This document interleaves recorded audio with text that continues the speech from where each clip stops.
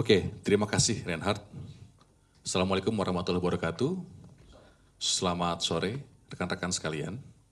Terkait dengan proses yang sedang berjalan, MK-MK, terkait dengan dugaan pelanggaran etik, tentu saja ada beberapa hal yang ingin kami sampaikan. Yang pertama, tentu saja kita berharap prosesnya bisa berjalan dengan baik.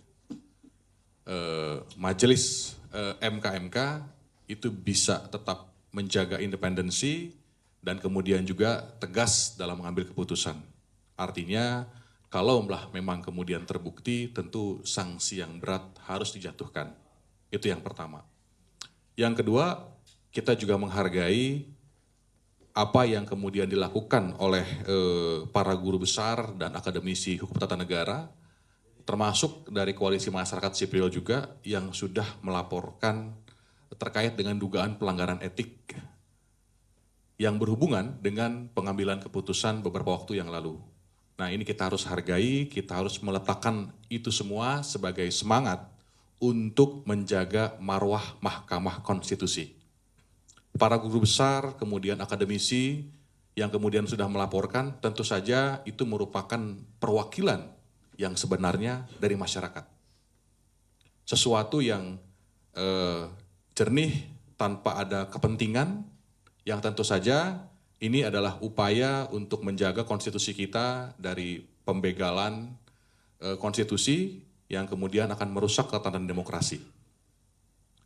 Dan yang ketiga, kita juga harus melihat bahwa proses yang berjalan tidak bisa bertele-tele, dia harus cepat, meskipun misalnya undang-undang kasih waktu 30 hari, begitu ya, bisa diperpanjang lagi 15 hari. Nah, kita berharap prosesnya juga bisa lebih cepat, karena tentu saja ini akan berkaitan dengan momentum pemilu. Nah, jadi kita harapkan ada kepastian juga dalam konteks pemberian sanksi, karena ini kita penting untuk melihat hal ini, karena kita masih membutuhkan Mahkamah Konstitusi sampai kapanpun. Bagi kami yang kemudian juga sebagai peserta pemilu, kita butuh juga netralitas dan independensi Mahkamah Konstitusi, paling tidak dalam waktu dekat, dan kami percaya juga 2024 peluang adanya sengketa itu besar.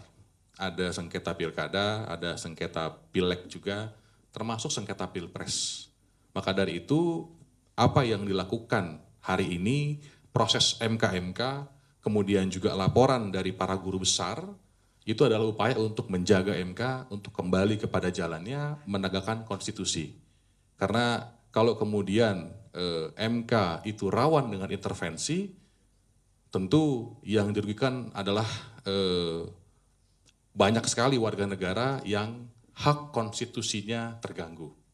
Nah, mungkin sementara 4 poin itu dari saya kembalikan kepada Reinhard. Terima kasih. Nanti dilanjutkan ya Mas Tama, ada pertanyaan dari rekan-rekan setelah konversi ini. Saya mau elaborasi lebih jauh ke Prof. Juanda. Prof,